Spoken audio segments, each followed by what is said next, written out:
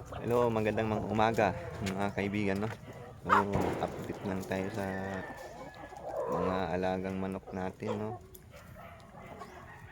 Ah, hindi naman to tutorial, no? Sharing lang to sa base sa experience ko. So, tara.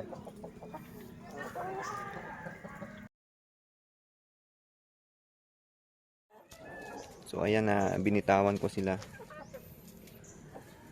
Kasi gusto nilang ah,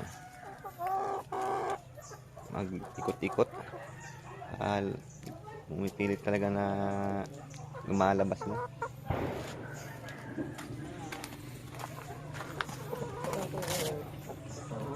Ito malapit na din mangitlog to. Ay, si Bundat. Ano yung ugis.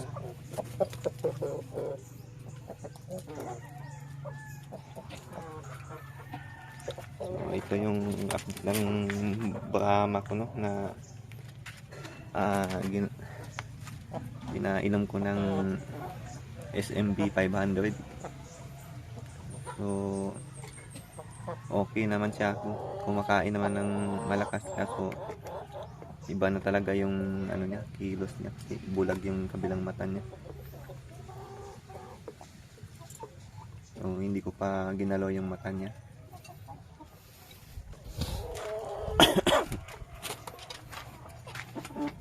So, may naiwan dito. Dalawang malalaki.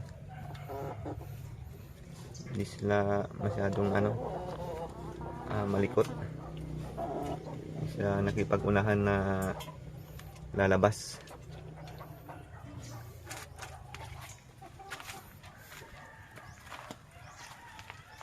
So, ayan na sila. Mainitan lang sila.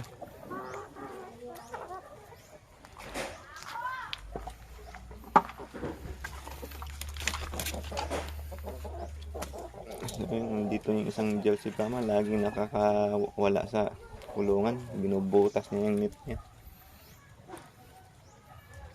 So, nangitlog na tong isa.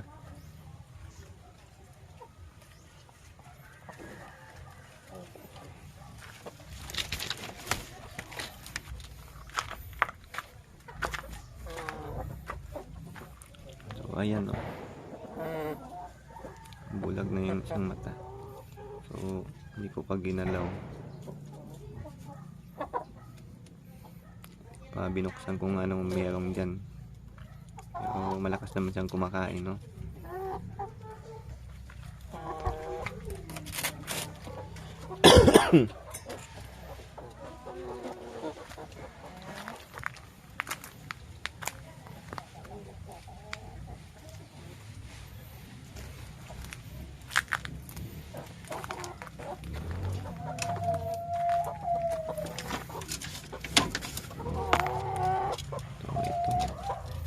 Yung Texas ko na may lahing sweater. Hindi ko muna nilabas sila.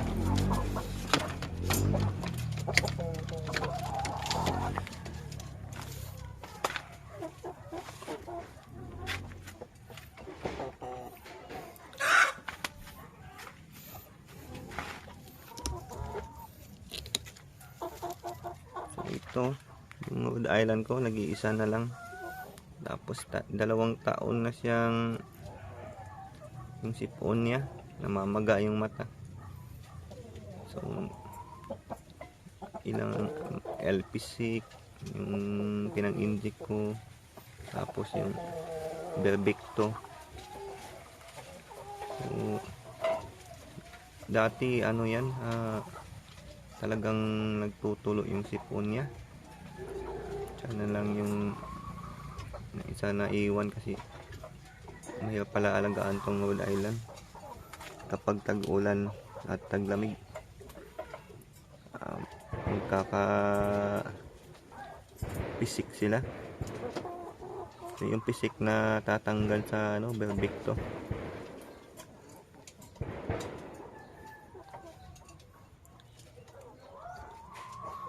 So ang may naobserbahan ako, hindi na ganong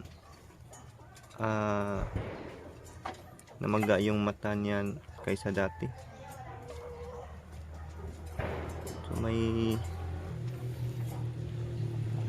pinaano lang ako sa kanya, pinainom na isang herbal lang. So yung talbos ng bayabas, gumawa tayo ng talbos ng bayabas at obserba natin sa kung tuluyan ng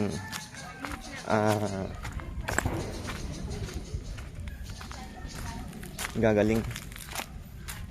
May nakita akong bayabas dito.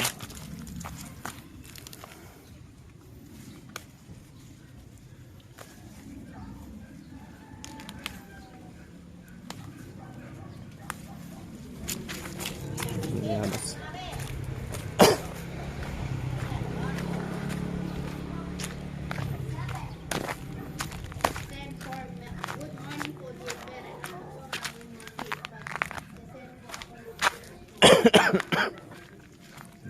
Sana may ubo ako.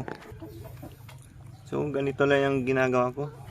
Dinudurog ko yung talbos ng bayabas, tapos ilagay ko sa inumin niya. So napapansin ko unti-unti po yung nawawala yung sipon niya, kasi hindi siya natatanggal sa antibacterial na ini-inject ko.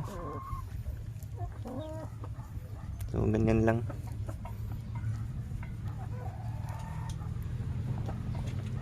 Halo lang sa tubig. Mas maganda siguro kung ipakain, no? Pero yan na lang ginagawa ko. Wala na tong kapartner.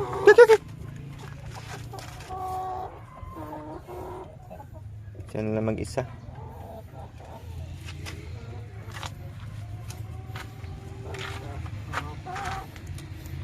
Sa awa ng Diyos, malakas naman tong mga Buff Orpington ko.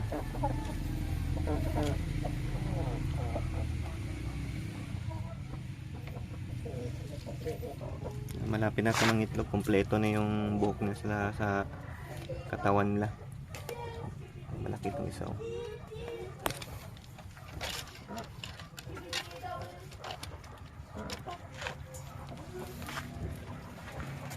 Hanggang dito na lang. Salamat.